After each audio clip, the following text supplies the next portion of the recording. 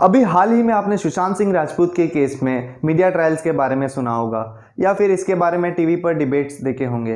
लेकिन जैसा कि हमें पता है, इन टीवी डिबेट्स का कभी कोई कंक्लूजन नहीं निकलता है। अगर आपने ऐसी कोई डिबेट देखी है जिसका कंक्लूजन अगर निकला है तो प्लीज़ मेरे साथ भी ज़रूर शेयर कीजिए। मीडिया ट्रायल ये जितना इंटरेस्टिंग साउंड करता है उतना ही एक सीरियस इशू भी है। अगर आप मीडिया ट्रायल के बारे में बात करते हैं या उसके बारे में जानना चाहते हैं तो इस वीडियो को आप पूरा देखिए। नमस्ते, मैं अजय जोशी आज आपको बताऊंगा इंडिया में हुई कुछ मीडिया ट्रायल्स और उनकी सच्चाई के बारे में।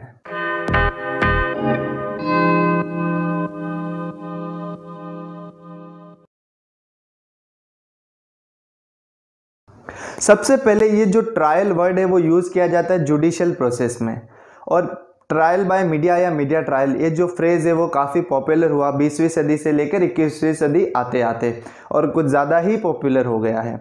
इसका मतलब होता है कि किसी पर्सन या उसकी रेपुटेशन के अराउंड उसे मीडिया कवरेज देना, यानी कि टीवी चैनल्स, न्यूज़पेपर, हर जगह बस उसी की बात करना कि कहीं और दूसरा कुछ नहीं हो रहा है, और वहाँ पर एक नैरेटिव चलाना और उस पर्सन को या तो गिल्टी या फिर इनोसेंट प्रूव करना।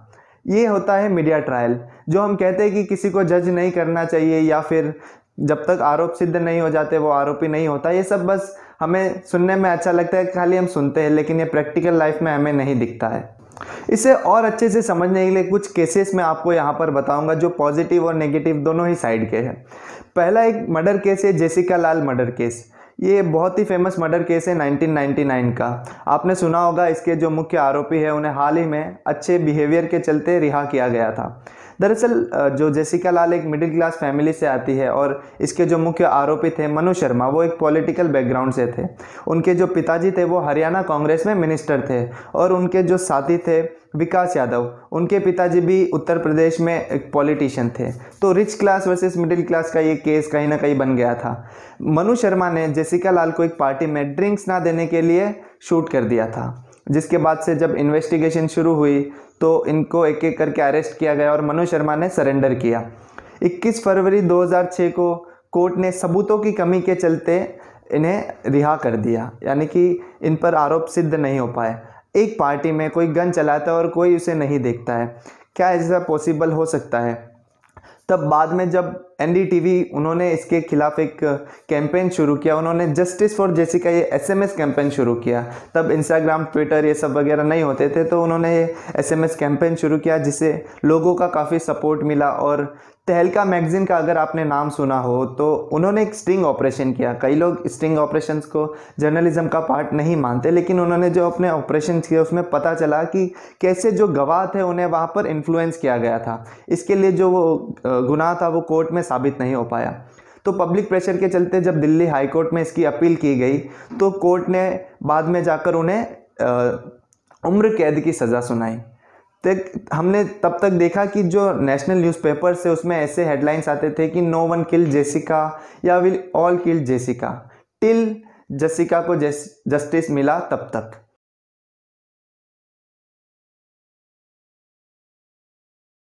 अगर किसी न्यूज़पेपर में हम ऐसे हेडलाइंस देखते हैं तो ये बहुत बड़ी बात होती है। कुछ ऐसे ही केसेस, प्रियादर्शनी केस या फिर नीतीश कटारा मर्डर केस, बिजल जोशी केस, ऐसे केसेस हमने देखे जहां पर अगर मीडिया ना होती तो शायद जो गुनहगार है वो ऐसे ही बचकर निकल जाते। बहुत रिसेंट का एग्जांपल अगर देखो तो आप बीजेपी के एमएलए थे कुलदीप सेंगर, जिन पर अपहरण और हत्या, रेप का आरोप था, जिन्हें बाद में कोर्ट ने, फास्ट ट्रैक कोर्ट में इसकी सुनवाई की गई और उन्हें सजा दी गई। तो ऐसे बहुत से केसेस है जहां पर मीडिया ने एक्टिवली काम किया है। मीडिया एक्टिविज्म हमें क्रिमिनल, हाई सोसाइटी, ये सब कुछ ऐसे केसेस में देखने मिलता है।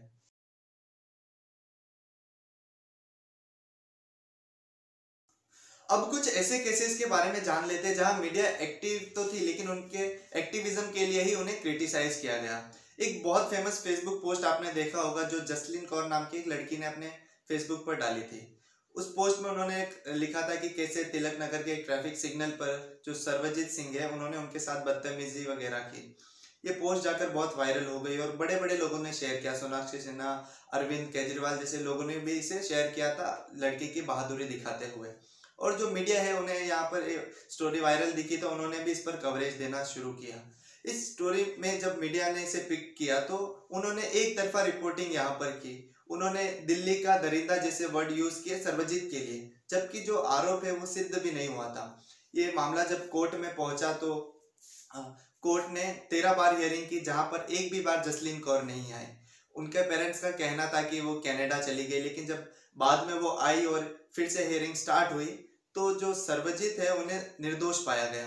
वो हर हियरिंग में जाते थे, लेकिन निर्दोष होने के बाद भी हमने देखा कि कैसे उन्होंने इन 4 सालों में स्ट्रगल किया था। उन्हें अपनी नौकरी से हाथ धोना पड़ा था, उनकी फैमिली को भी इसके खातिर सफर करना पड़ा था, क्योंकि एक इंडिविजुअल सफर नहीं करता, ऐसे केसेस में पूरी फैमिली सफर करती है। और बाद में जो सोनाक्षी सिन्हा है उन्होंने जाकर इसके लिए माफी मांगी थी। और जो NBS है, नेशनल ब्रॉडकास्टिंग स्टैंडर्ड अथॉरिटी, उन्होंने टाइम्स नाउ, उस समय के एडिटर थे अर्नब गोस्वामी, तो टाइम्स नाउ को कहा था उन्होंने कि माफी मांगे और कुछ फाइन पे करे, क्योंकि उनकी रिपोर्टिंग थी जो काफी एग्रेसिव थी। ऐसे ही अदर चैनल ने भी उनके खिलाफ ऐसी रिपोर्टिंग की थी। तो जो सर्वजीत सिंह है वो इस मीडिया ट्रायल का शिकार हो गए। या फिर आरुषि तलवार मर्डर केस अगर आप ले लो, तो उस केस में 3 इन्वेस्टिगेशन हुई, 9 साल हुए और 2 वर्डिक्ट हमने देखे, लेकिन आज भी हमें नहीं पता है कि जो आरुषि तलवार है उनका मर्डर किसने किया। लेकिन आप अगर टीवी चैनल्स पर देखोगे तो वो ये प्रूव कर चुके हैं कि जो उनके पेरेंट्स है वही आरोपी है। तो मीडिया ट्रायल को यहाँ पर कहीं ना कहीं क्रिटिसिज्म मिला है कि कैसे वो केवल TRP के लिए किसी केस में यहाँ पर वो उसे मेन स्ट्रीम में ला देते और उस पर डिस्कशन करते हैं।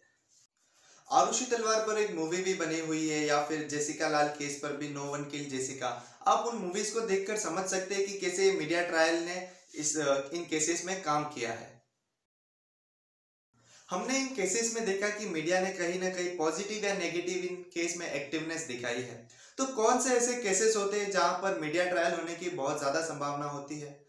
पहला तो यहाँ पर है कि जो कोई फेमस पर्सनालिटी हो, कोई सेलिब्रिटी या फिर कोई पॉलिटिशियन वगैरह, कोई भी जो फेमस पर्सन हो, उसके अराउंड अगर कोई केस हो या कंट्रोवर्सी होता है तो वहां पर मीडिया ट्रायल होने की पॉसिबिलिटीज बहुत ज्यादा होती है। या फिर कोई मर्डर केस या फिर रेप या हैरेसमेंट का केस जब कोई लड़की लड़के पर लगाती है तो वहां पर मीडिया ट्रायल होने की बहुत सी संभावना होती है। या किसी केस में जहां पर बच्चों का जिक्र हो या फिर चाइल्ड अब्यूज जैसी चीजें हो, तो वहां पर भी मीडिया ट्रायल होने की संभावना बहुत ज्यादा होती है। अगर हम मीडिया ट्रायल के इम्पैक्ट की बात करें तो जो टेलीविजन है बहुत से लोग देखते हैं, तो यहाँ पर मास इन्फ्लुएंस होता है और एक नैरेटिव चला के परसेप्शन पहले ही क्रिएट कर दिया जाता है कि ये पर्सन या तो इनोसेंट है या फिर गिल्टी है। तो इससे पॉसिबिलिटी रहती है कि जो विटनेस है वो यहाँ पर इन्फ्लुएंस हो जाए, जो कि ओवरऑल जजमेंट पर असर डाल सकते हैं। इसके अलावा हम बात करें तो जो पर्सन यहाँ पर सफर करता है उसकी मेंटल हेल्थ के बारे में क्या, अगर वो बरी भी हो जाता है तो उसकी सोशल लाइफ जो है वो पूरी तरीके से खराब हो जाती है। जैसा कि मैंने कहा, एक पर्सन के साथ साथ उसकी फैमिली भी सफर करती है। इसके अलावा अगर हम देखें तो ये जो इनका इम्पैक्ट है, लोग क्योंकि न्यूज़ चैनल पर ट्रस्ट करते हैं, जो लोग अगर व्हाट्सएप फॉरवर्ड पर बिलीव करते हैं तो वो लोग न्यूज़ चैनल पर भी बिलीव करेंगे, क्योंकि वो लोग क्रॉस वेरीफाई नहीं करते, वो बस जो टीवी चैनल्स पर दिखाया जाता है उन्हें ही सच मान लेते हैं।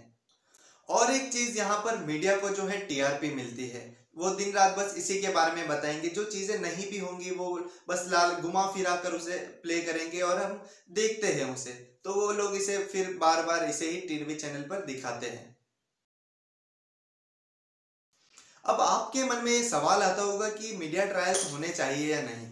तो ये मेरे हिसाब से बहुत ही डिबेटेबल टॉपिक है, इस पर डिबेट होनी चाहिए, लेकिन जो है फेयर ट्रायल का मौका यहाँ पर सबको देना चाहिए, क्योंकि हमने देखा कहीं पर मीडिया का यहाँ पर क्रिटिसिज्म है तो कहीं पर लोग चाहते मीडिया ट्रायल हो भी, तो इस पर खुलकर बात हमें करनी चाहिए और जो फेयर ट्रायल मैंने कहा वो सबको मिलनी चाहिए।